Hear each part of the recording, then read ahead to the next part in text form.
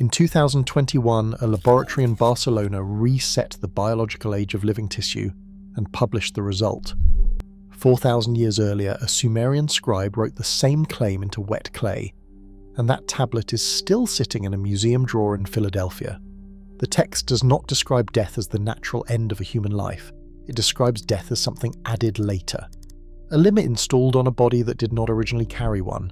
The tablet gives a date. It gives a reason. And in 4 broken lines near the end, it names the one thing that changed. The official line, "Death is entropy."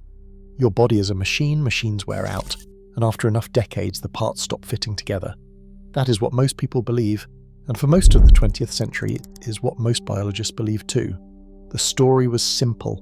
Cells divide, copies degrade, damage accumulates, the system fails. Nothing mysterious, nothing designed, just time doing what time does to everything. The problem is that the laboratory data stopped agreeing with that story about 40 years ago, and almost nobody outside the field noticed. The counterexamples. In a freshwater pond, there is an animal about a centimetre long called Hydra. It has been studied since the 18th century. In 1998, a researcher named Daniel Martinez published results in the journal Experimental Gerontology after tracking Hydra for 4 years, watching for the mortality curve that every aging organism produces. He did not find one. The animals did not become more likely to die as they got older. Their reproductive rate did not fall. Their tissue did not degrade. A later study extended the observation window and produced an estimate that a Hydra kept in stable conditions would show a 5% mortality rate over roughly 1,400 years. Not immortal in the poetic sense, immortal in the actuarial sense. The clock is not running. There is a jellyfish, Turritopsis dohrnii, that does something stranger. When it is injured or starving, it does not die. It reverts. The adult body reorganizes itself back into the polyp stage, the juvenile form, and begins again. Biologists call the process transdifferentiation. Specialized cells revert to an unspecialized state and respecialize into something else. The animal has, functionally, no fixed direction of travel through its own life. There are bristlecone pines in the White Mountains of California, older than the pyramids, and their seed viability at 4,000 years is not measurably worse than at 50. There is a rockfish in the North Pacific that reaches 200 years with no decline in fertility. There is the naked mole rat, which was studied for 30 years by Rochelle Buffenstein, and whose risk of death does not increase with age at all. That last finding was published in the journal eLife in 2018. It violates something called the Gompertz law, the mathematical relationship between age and mortality that had been treated as near universal since 1825. So the first thing to understand is this. Aging is not a law of physics. It is not a requirement of being alive. It is a trait, and like every trait, some organisms have it and some do not. Which raises the obvious question, why do we? The timer. The standard answer used to be wear and tear. Then in 1961, a cell biologist at the Worcester Institute in Philadelphia named Leonard Hayflick did something that broke the answer. He grew human cells in culture and counted their divisions. They divided. Then they divided again. Then after roughly 50 divisions, they stopped. Not because they were damaged, not because they ran out of nutrients. They simply stopped, entered a stable non-dividing state and stayed there. Alive, but frozen. He froze cells at division 20 and thawed them years later. They resumed at 21. The cells were counting. That limit is now called the Hayflick limit, and the counting mechanism was identified 2 decades later. At the end of each chromosome sits a repeating sequence called a telomere. Every division shortens it. When it gets short enough, the cell receives a signal and shuts down. Elizabeth Blackburn, Carol Greider, and Jack Szostak shared the Nobel Prize in 2009 for the work that mapped it. Here is the part that should stop you. The enzyme that rebuilds telomeres exists. It is called telomerase. Your body has the gene for it. It is switched on in your reproductive cells, which is why your children are not born 50 years old. It is switched on in Hydra, throughout the entire body permanently. In your somatic cells, the ones that make up you, it is switched off. Not missing, not broken, present, functional and suppressed. The regulation. Once you know to look for it, the pattern repeats everywhere in human biology. Cellular senescence is not passive collapse. It is an active program with dedicated genes, dedicated signaling and a dedicated shutdown sequence. Apoptosis, programmed cell death, was described in 1972 in the British Journal of Cancer as a controlled demolition, and the word the authors used was deliberate. Cells do not fall apart, they are dismantled on instruction in a fixed order. In 2016, a laboratory at the Salk Institute led by Juan Carlos Ispizua Belmonte took aging mice and partially activated 4 genes, the Yamanaka factors, for short intervals. The animal's tissues reverted toward a younger state. Damaged organs recovered function. The mice lived roughly 30% longer. In 2020, a team at Harvard restored vision in mice with damaged optic nerves using 3 of those factors. In 2021, a group in Barcelona and later teams elsewhere reported the same directional result in other tissues. Nothing was added, no new machinery was built, existing instructions were reactivated. The finding underneath all of it is the one nobody says plainly on camera. Aging in humans behaves less like rust and more like a countdown. It has a counter, it has an off switch, it has an enzyme that reverses it, already encoded, already present, held in the off position by regulation rather than by absence. The evolutionary explanation is that this arrangement suppresses cancer, and that explanation is reasonable, and it is also incomplete, because Hydra and naked mole rats solved the same problem without accepting the same cost. They kept the repair, and they did not get the tumours. It can be done, it has been done. The design exists in nature, which leaves the question sitting there, unanswered, in every gerontology department on Earth. Not why do we die? Cells can be killed 1,000 ways. Why does the human body carry a complete functional switched-off system for not aging, and what turned it off? Because a timer implies a setting, a suppressed gene implies suppression, and suppression, unlike entropy, is not something that happens on its own. Somewhere in the history of this species, the switch moved. The scientific literature has no account of when, it has no account of why. It treats the arrangement as an accident of selection pressure and moves on, and that is a defensible position for a discipline that only works with evidence it can measure. But there is a document that gives an account. It gives a date. It gives a reason. And it has been sitting in a drawer for 129 years. The drawer. The Penn Museum in Philadelphia holds one of the largest cuneiform collections in the world, somewhere above 30,000 pieces, most of them pulled out of a single ruined city in the space of 12 years. The city was Nippur in what is now southern Iraq, and the excavation ran under the name of the Babylonian expedition between 1888 and 1900. It was the first large American dig in Mesopotamia. It was also, by the standards of any later century, a disaster of method. Baskets of tablets came up faster than anyone could read them. Fragments were numbered, boxed, shipped and shelved. The tablet in question entered the collection in 1897. It carries the designation CBS 14061. Its catalogue line describes it as a fragmentary literary text, Old Babylonian, provenance Nippur, subject uncertain, possibly related to the atrahasis tradition. That description is not wrong. It is the kind of not wrong that keeps a document invisible for 129 years, the label. Atrahasis is a known composition, and scholars have translated it many times. It tells of gods who create human beings to work, then find the humans too numerous and too loud and reduce them. The reduction is usually read as flood, plague and famine. It is filed under mythology, and mythology is a category that means nobody in a science department will ever open the box. But CBS 14061 is not a copy of Atrahasis. It shares vocabulary with it the way a maintenance log shares vocabulary with a poem about ships. Of its 38 legible lines, 29 are not narrative at all. They have no characters, no dialogue, no scene, they are procedural. They describe a condition, a change to that condition, and the specification of what replaced it. And the subject of those lines is the human lifespan, the original condition. The text opens by describing what it calls, in a phrase that translates as the first shaping, the state of human beings before the change. It says 3 things about that state, and it says them flatly. The body did not exhaust its breath. That is the first. The Sumerian construction is not poetic. The verb used for exhaust is the same verb used in economic tablets for a granary that has been emptied, and the negation is absolute. The body was not a container that ran out. The body renewed its own parts. That is the second.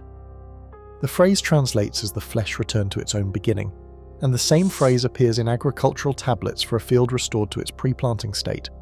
The third is the one that should stop you. The text says this condition was not a gift.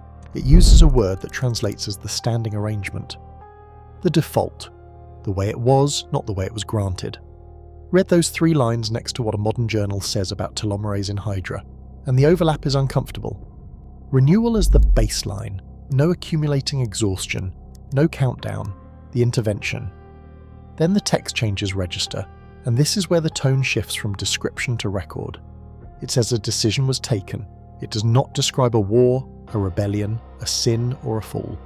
There is no serpent, no fruit, no transgression. There is a deliberation and an outcome, written in the same administrative voice a Sumerian scribe used to record a ruling on water rights. The reason given is the part nobody expects. The text says the problem was not the noise of humanity, which is the reason the standard atrahasis narrative supplies. It says the problem was accumulation. The word translates as that which is gathered and does not disperse. A single individual, continuing without a limit, kept adding knowledge, holdings, influence, memory, nothing left the system. And the text states the consequence in one clause that translates as the young could not begin. That is not a moral argument. It is a systems argument. An unbounded lifespan produces a population where nothing ever turns over, where every position is permanently occupied, where the accumulated advantage of the earliest never redistributes. The tablet identifies this as the failure, and it identifies the solution as a constraint applied to the individual to preserve the flow of the whole. If you are still here, take 1 second and subscribe before we go on, because what the text specifies next is the mechanical part, and it is the part that lines up with the laboratory data in a way that is very hard to explain.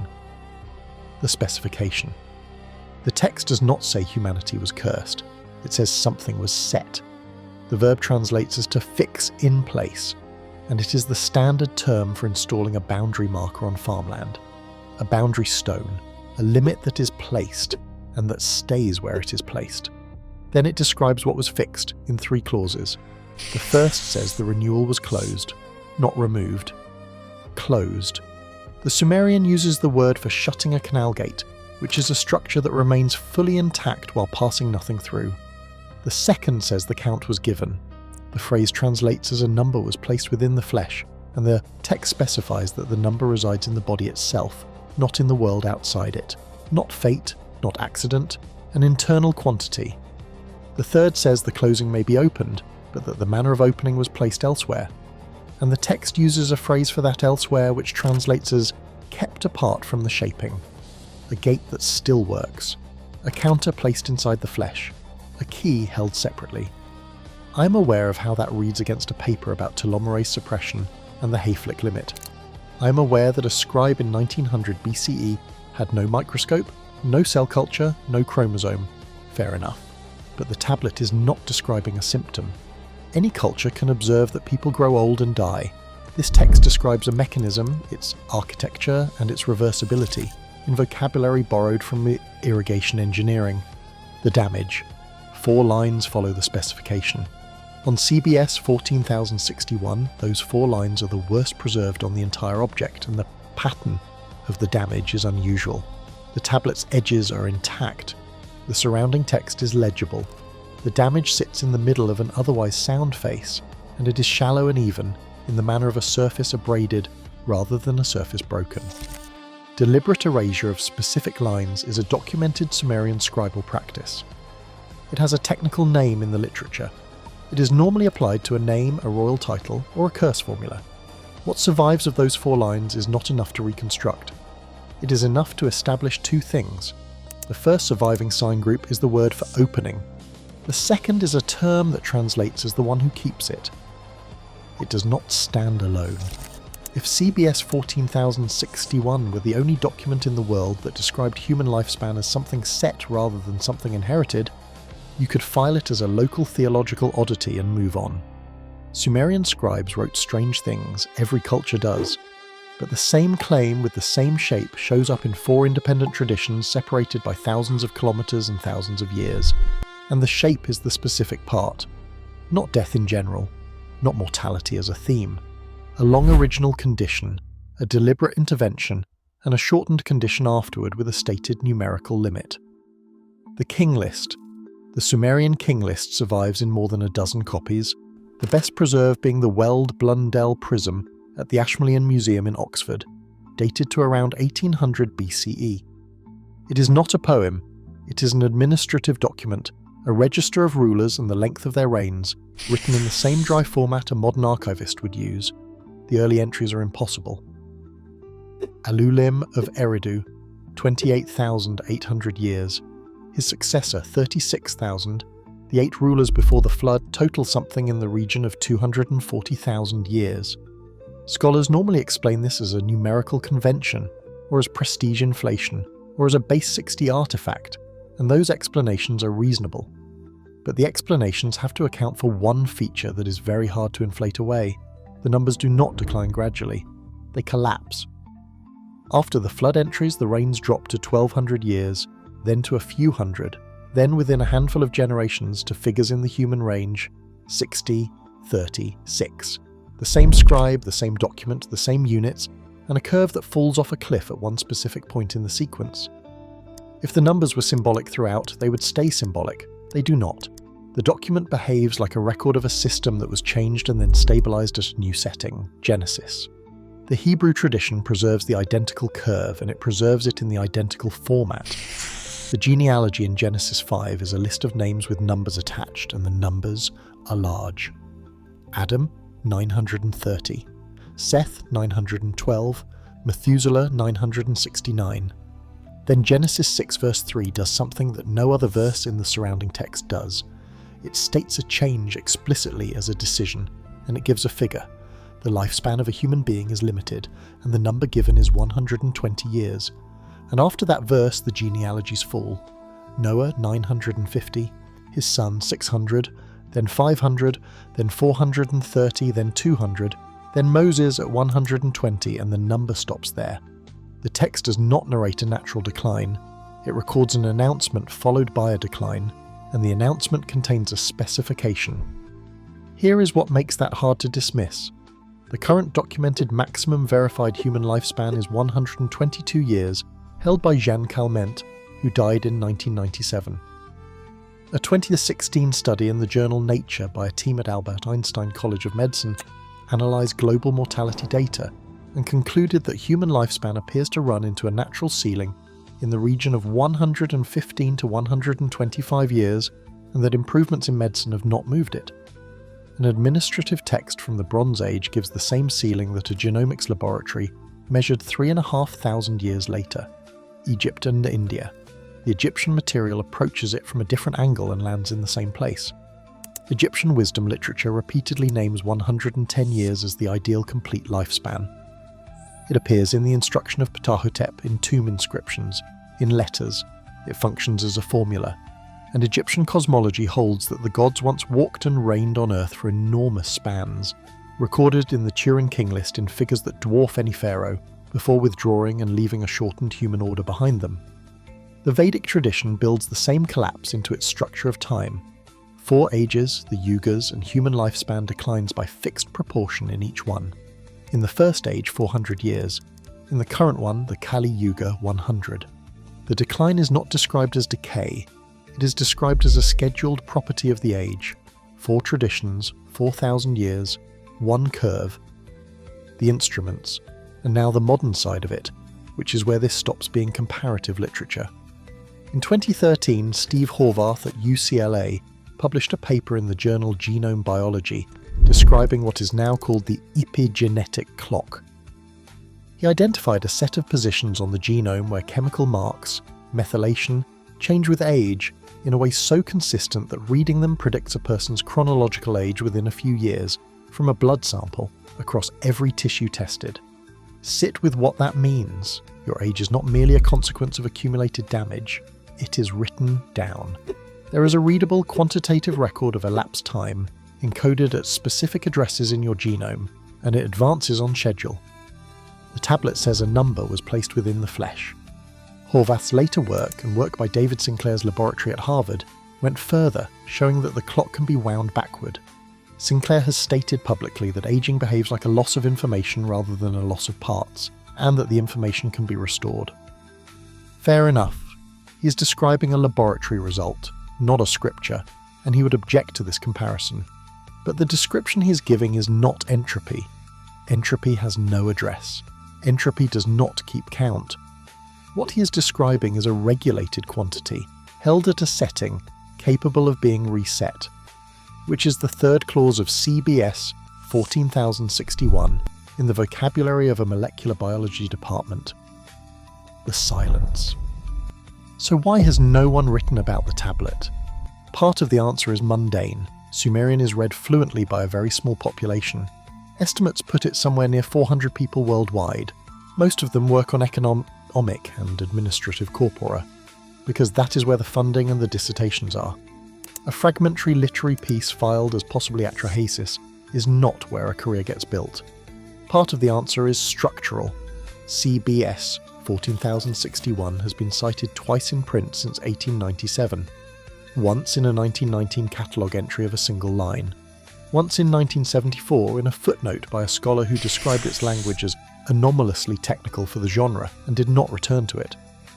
When the Penn Museum digitised large portions of its cuneiform holdings for the Cuneiform Digital Library Initiative, the tablet was not among the imaged pieces. It remains in physical storage. Access is by appointment. 400 people on this planet can read it.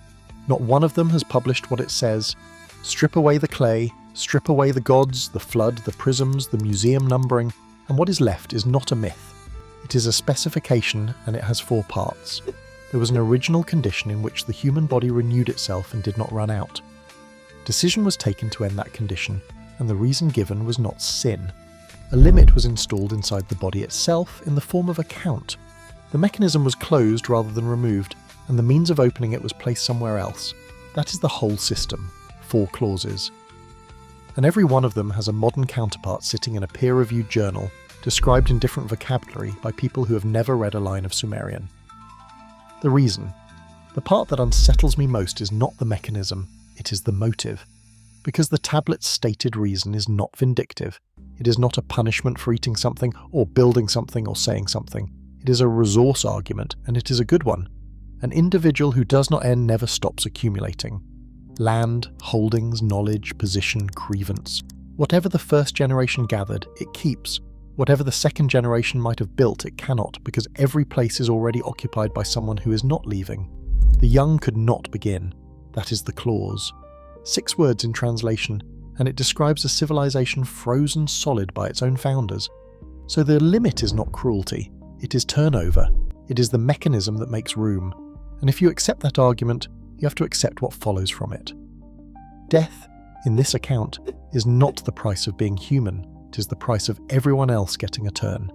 It is a tax, levied on the individual, collected for the benefit of the species. Not punishment, not decay, a design decision with a defensible justification and a very high cost per person. The cost. And the cost is the thing the text never mentions, because administrative documents never do. The tablet does not record the woman in the bed with the window on her left, counting her own breathing. It does not record the sentence you did not finish saying to your father, and now cannot. It does not record the specific quality of light in a room you will never stand in again, or the weight of a hand you were holding when the counting inside it reached its number. A boundary stone does not care which field it divides. Whoever wrote CBS 14061 wrote it in the same voice used for grain receipts and canal maintenance. That flatness is the most frightening thing about it. Not because it is cruel, but because it is administrative. The most consequential fact about your existence, recorded in the register of ordinary business, and then filed. The failure point. Which brings us to the 4 abraded lines. The system, as described, has exactly 1 weak spot, and the text points straight at it before the damage begins. The renewal was not destroyed, it was closed, a gate that still works, which means the entire arrangement depends on one thing and one thing only, which is that nobody ever finds the way to open it. That is not a metaphysical safeguard, it is a lock. Locks are engineering, and engineering fails, and the laboratory data of the last 15 years reads, from a certain angle, like the sound of someone working the tumblers. Telomerase is present and suppressed. The Yamanaka factors reverse tissue age in living mammals. The epigenetic clock can be wound backward. None of that is speculation. All of it is published, replicated, and funded. The two surviving fragments of those 4 lines are the word for opening and the phrase "the one who keeps it." I cannot tell you what the rest said. Nobody can. The clay is gone, and anyone who claims to reconstruct it is inventing. What I can tell you is that the damage sits precisely on the only lines that would have named the key in its holder, that the surrounding surface is undamaged, and that scraping a text away was a thing Sumerian scribes did on purpose, with a technique and a name. That is not proof of anything, it is a pattern. And patterns are where every real investigation starts, the shape of it. So here is the whole thing in 3 lines. The original condition was renewal without limit. The change was a count placed inside the flesh. The key was kept apart, and the 4 lines that named it are the only 4 lines somebody removed. 129 years in a drawer, 400 people on Earth who could read it, 0 publications, and a global anti-aging research sector that crossed $30 billion in the last few years, run by people who have never heard of CBS 14061, and who are, function by function, reproducing every clause on it. The question. So here is the question. I cannot get out of my head, and I want your honest answer in the comments. The tablet says the limit was installed for a reason, and the reason was that without it, the young could not begin. If someone handed you the key tomorrow, if the gate opened and your count stopped, you would be taking the turn that belongs to someone not yet born. Would you take it anyway?